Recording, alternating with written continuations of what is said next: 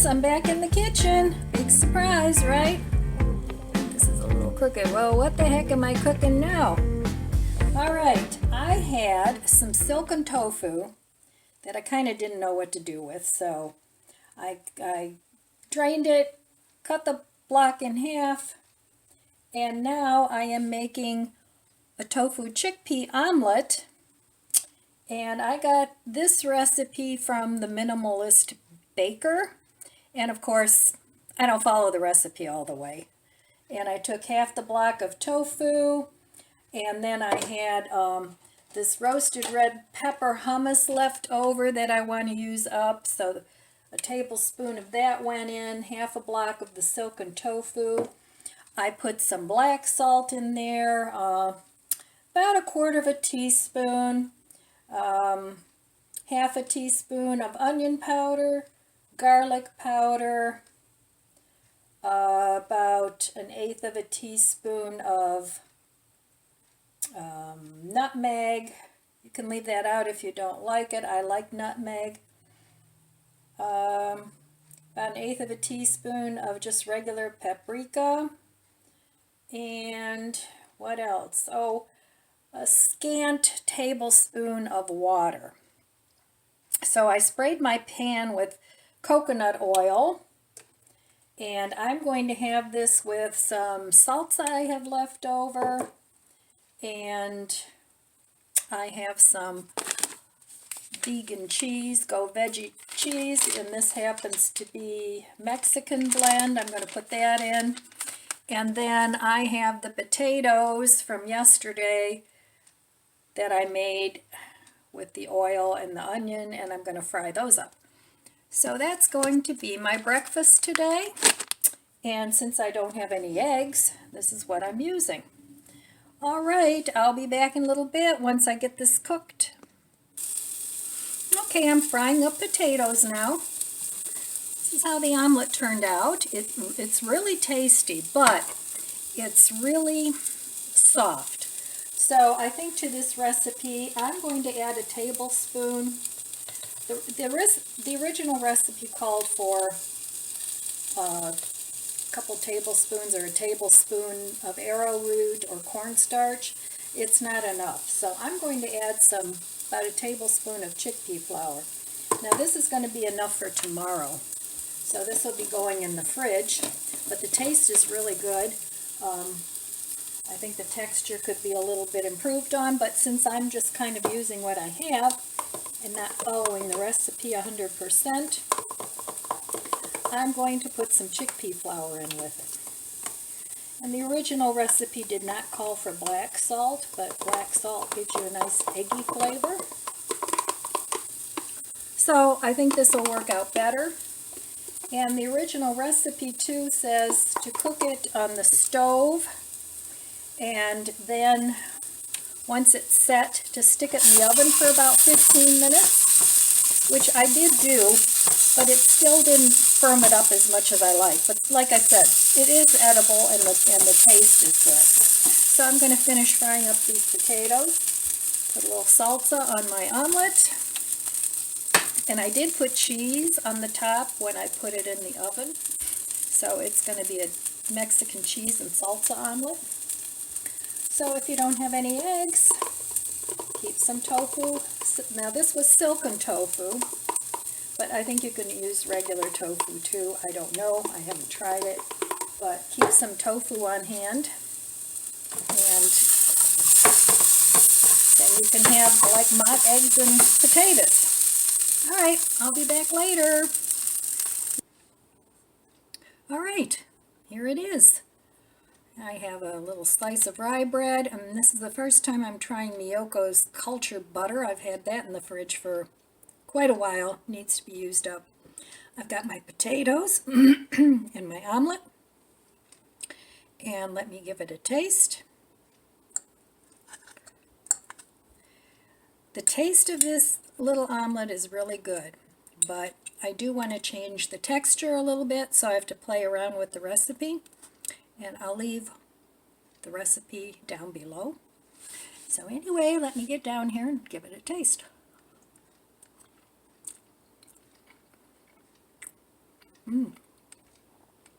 Really good.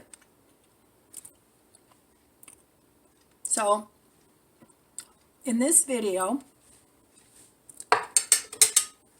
I'm going to talk about some of the things that I feel are important to keep in your pantry for plant-based cooking. And even if you're an omnivore, it might be a good idea to stock up on some of these things, just in case you run out of things you normally eat.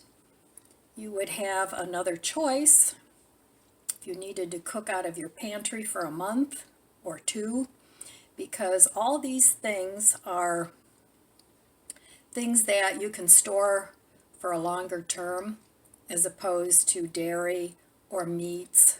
I mean, those things you can freeze, but these are things that you can keep in your pantry. So I'm going to make a list of those, and then I'll be back and I'll talk about what I feel you can keep in your pantry for times where the grocery money is a little tight. All right, I'll be back in a little while after I eat my breakfast.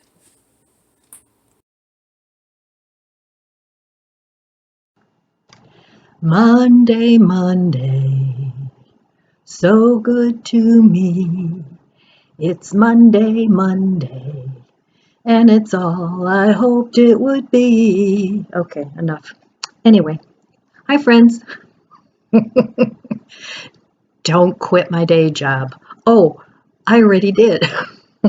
Okay, I'm just coming on to talk to you a little bit about a couple things. I had one of my subs ask me how I buy produce for a month. So I'm going to talk a little bit about that first. And what I do is I buy things like lettuce and bananas and other fruits like oranges and apples. Sometimes I buy mangoes, avocados, radishes, celery, carrots, any other greens that I want. So just the basics. I don't buy anything real exotic usually, but I kind of go with what's in season, what's on sale. And so when I bring the things home, the first thing I do is I take them out of the package and I put them in a bowl of water with some vinegar, and I let them sit in there for, I don't know, 5-10 minutes. But I just read recently that if you put a couple of tablespoons of baking soda in the water, that not with the vinegar, just baking soda. I haven't tried the two together. I think there's a chemical reaction, but I'm not sure. But anyway, I read that putting baking soda in the water and soaking your vegetables for a while will remove, I think it said 97% of pesticides. I don't know, I haven't tried it, but I'm going to. So anyway, that's what I do first when I bring my produce home, because I don't want all those germs and bugs from being in the store to be stored in my refrigerator.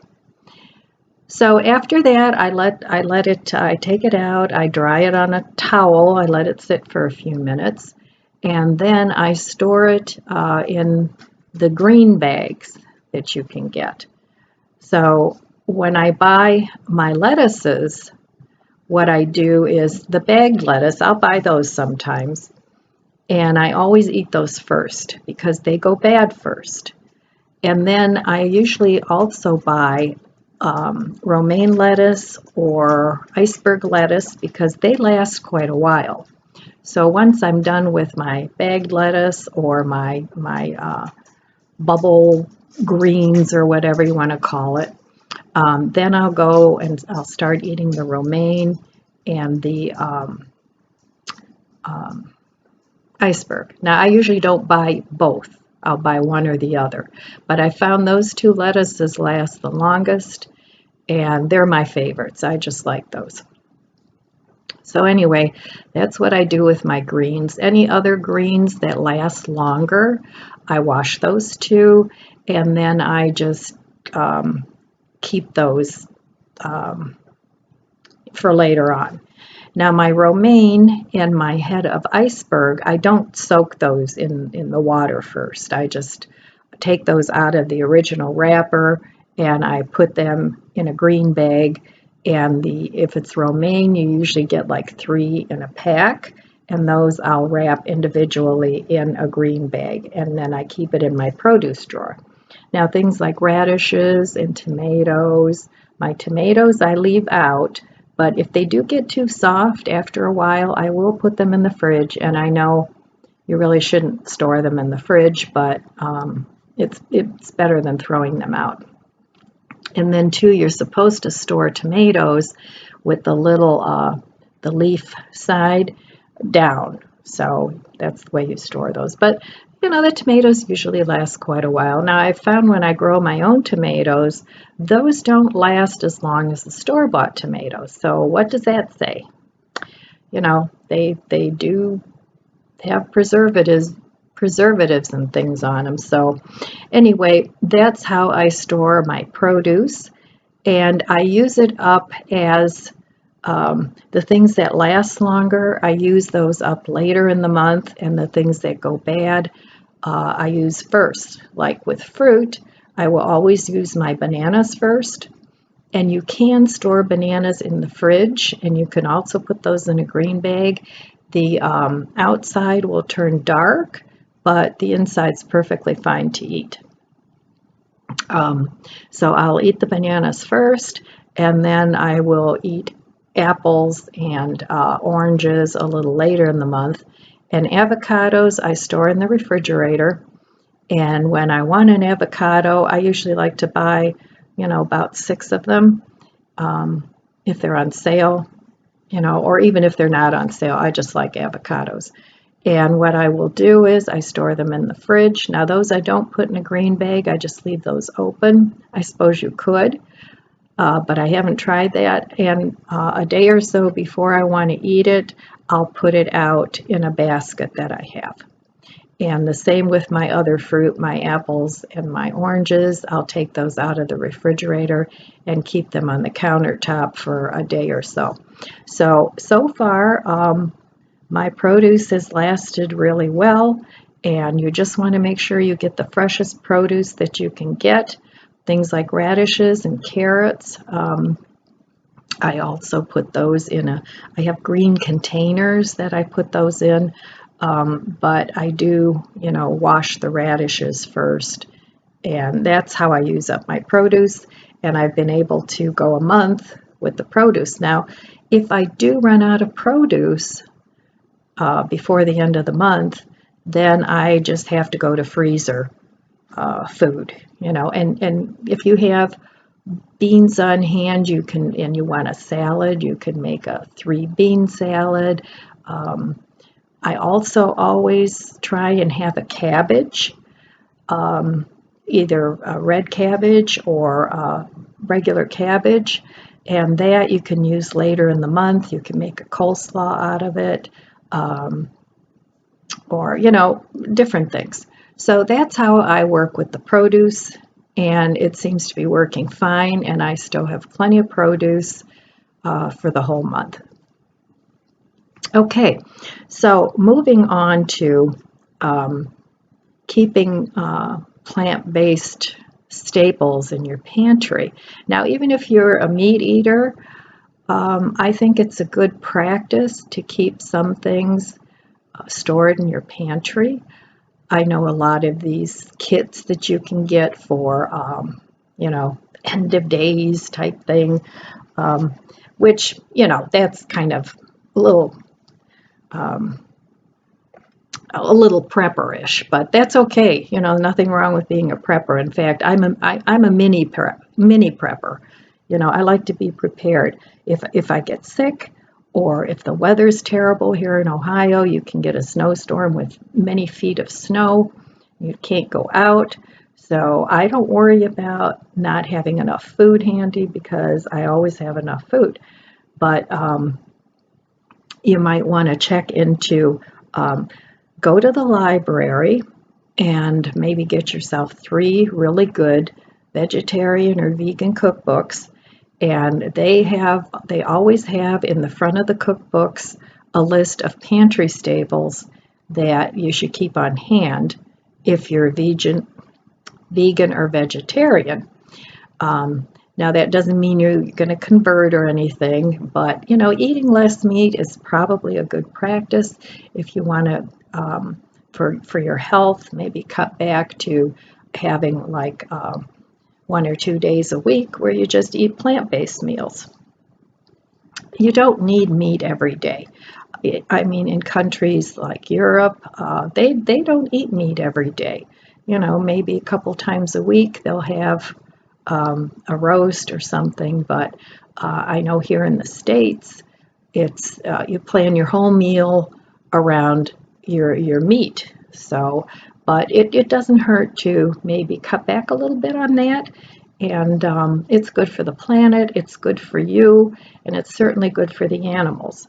But going back to your pantry, in case of emergency, a lot of these items are very shelf stable and will last you a long time, and you can make vegetarian proteins out of them so that in case you can't get out to the store for whatever reason, you can still have your protein source.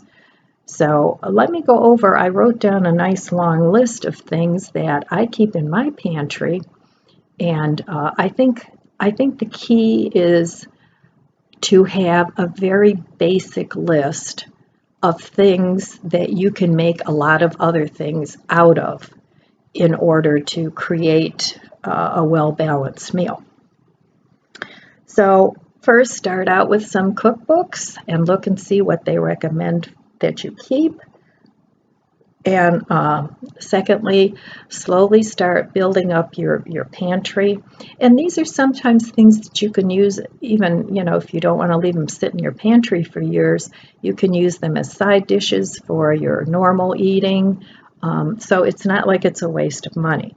But in case of emergencies, it will be something that you and your family can eat and you won't go hungry. All right. First of all, I'd recommend a variety of flours.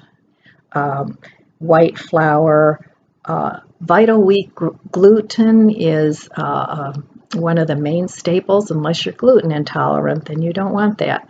But it's one of the staples of the vegan and vegetarian kitchen, and it's the exact same flour that professional bakers add to bread, because it gives it the bread the rise and the chew. So it's not like you're putting anything weird in your mouth. It's no different than flour that the starch has been taken out. And you can buy that in powdered form, or if you need to, you can take white flour and you just keep washing it. I know that sounds weird, but if you look on YouTube or, there's tons of videos on how to make gluten. So that's one flour I would recommend that you keep in your pantry.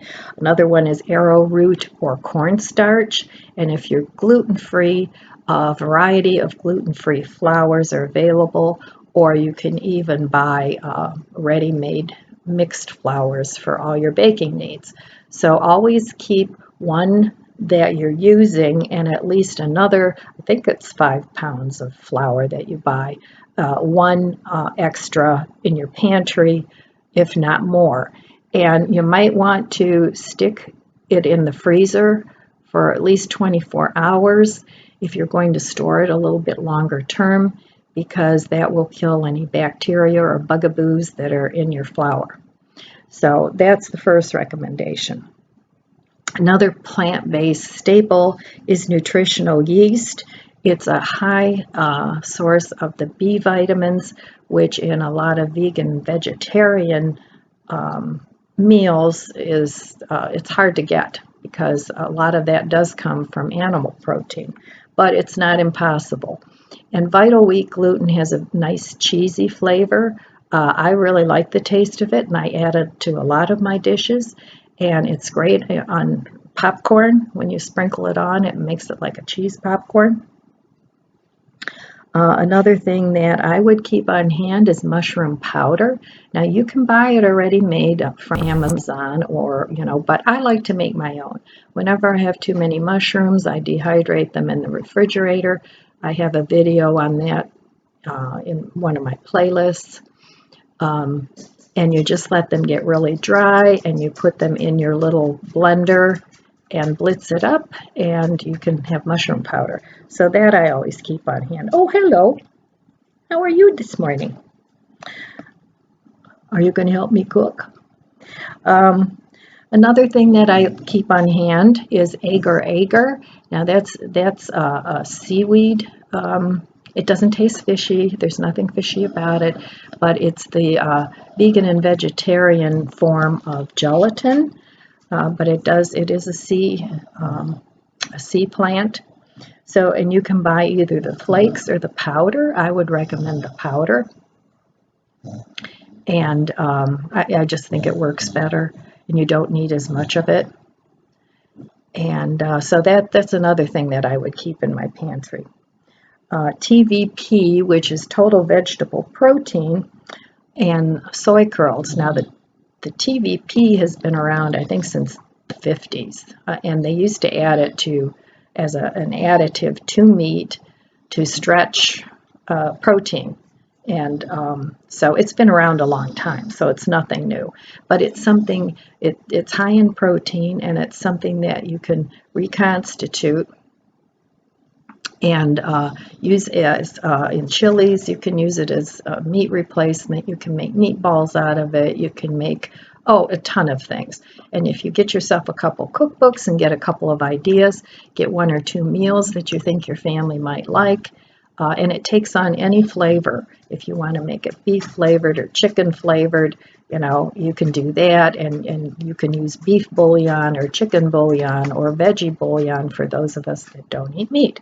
So that's a good thing to keep on hand. A variety of nuts. Now that's a staple also. You want walnuts, almonds, and cashews at the very least. You can store those nuts in the freezer for a while. They do go rancid after a time, so you want to make sure that you store them properly. But the walnuts you can use in, again, ground up. You can use it with TVP. They're very high in protein, so that's something that you can use also as a meat replacement in some of your dishes. You can stick them in chili. I always have walnuts on hand. Almonds and cashews. If you run out of milk, you can make almond milk, cashew milk. Gosh, they make milk out of everything now. Rice milk, hemp milk, any milk, oat milk, anything that you prefer, you can make some milk out of if you don't have dairy milk on hand. So that's a good thing to keep in your pantry. Seeds. Chia seeds, flax meal. You might want to keep some soybeans in there so that you can make your own soy milk. It's a little more involved than making nut milk, but it's probably a good idea to have that on hand. And now the chia seeds and the flax meal you can mix it with water, and it gets very thick, and you can use those as an egg replacer. The chia seeds, you can make chia seed pudding out of it. They're very high in antioxidants and very healthy for you. Sometimes I add them when I make homemade yogurt and it doesn't thicken up quite the way I like it. I'll add some chia seeds to that, and it's tasty. You might want to keep a variety of teas on hand. Tea bags and things like that, because if you don't drink pop, which I don't, once in a while if I have an adult beverage, I'll have some pop with it, but I don't drink pop. I used to drink Diet Coke, exclusively, and it started causing a lot of GI problems for me, so I totally got off the pop. So anyway, but a variety of tea bags. There's many herbal teas that are available, and you can get a book on that, and some of them are medicinal. So it's a good thing to have on hand, like chamomile and fennel tea. They're great for digestion. Ginger tea, if you like the fruit teas. You know, the sky's the limit with tea. You know, I make iced tea every day. So that's a good thing to keep on hand in your pantry. Oats, both quick oats and old-fashioned oats. You can make all kinds of things. You don't have to eat just oatmeal, you know, sweet oatmeal. You can make savory dishes out of it. You can add it to, I even used to, when I did eat meat years ago, I used to add oatmeal to my meatloaf, and I always made like a turkey loaf with it. Very good. It gives it a really good texture, and it makes it a little healthier. And even with the beef loaf, you get more fiber. And oatmeal is just so versatile. You can make oat milk out of it. You can make yogurt. I have a whole cookbook just on what to do with oats. So that's a good thing. Dried mushrooms. I keep those on hand all the time, either to make mushroom powder, or if I don't have fresh mushrooms, then I can rehydrate them. I can put them on pizza, in soups, yeah, whatever, you know, just use your imagination. So I always keep dried mushrooms, soy sauce, tamari, or coconut aminos. They add a nice umami flavor. Umami is the taste that you get from meat. So, and I know there's a lot of vegans out there that, oh, why do you want to eat meat? You know, but in all honesty, if you were raised on it and it's how you used to eat, it's a good transitional way to either go vegan or vegetarian or whatever you want to do, or it's just a good way to get that taste without overeating on meat. So I always keep that handy. For sweeteners, I always keep maple syrup and honey and agave. And I also like, I think it's called Whole Earth. It's a combination of stevia and monk fruit, and that's my favorite sweetener. I mean, it doesn't have that aftertaste. It's nice and sweet. And I know at Costco sometimes they have it, and you can buy a big box of it. It comes in the little packets. I wish it came in more like bulk form, but I haven't found that yet. But I do keep my eye out, and if I ever find it in bulk, that's how I'll buy it. But I do like that, and so I always keep that on hand as well. Tofu, keep some tofu on hand. You can stick it in the freezer. It does change the texture of it a little bit, but you know, most tofu is pretty stable, and if you run out of meat, you can make a ton of dishes out of tofu. Now, plain tofu is, you know, but you marinate it. You can make bacon out of it. Not real bacon, obviously, but it's very forgiving in its flavor, in that you can soak it in anything and it'll take on that flavor. So give tofu a try, and there's different kinds. The silken tofu is more for desserts, and I just made yogurt out of silken tofu, and it turned out really well. And one of these days, I'm still working on that a little bit, tweaking it. I'll make a video. But another thing, keep in your pantry, of course, potatoes. Sweet potatoes, white potatoes, whatever your preference. Okay, you want to keep some carrots on hand all the time. Like I said before, some cabbage. That lasts a long time. You can keep cabbage, you know, well over a month. And you can have a lot of uses for that, a lot of uses for carrots. So I would keep that on hand as well. Of course, always onions and garlic You can always dehydrate your onions. You can dehydrate your garlic. You can dehydrate almost anything. So if you have too much and it's all left over, dehydrate it. If you don't have a dehydrator, you can turn your oven on as low as it'll go and put it on cookie sheets and stick it in there for 12 hours or whatever, and you can dry and dehydrate everything, and then you'll always have something on hand at least to make a soup. So you also want to keep, of course, rice and pasta on hand, different varieties of rice, different varieties of pasta. With the rice, you can make rice flour if you have a high-speed blender in an emergency. You can make rice milk. You can make all kinds of things. So I would recommend keeping different rices on hand. Lemons, you can even freeze lemons and use them later. I've frozen whole lemons and limes before. Of course, you know, they get kind of mushy when you thaw them, but the juice is just as good. So keep those on hand.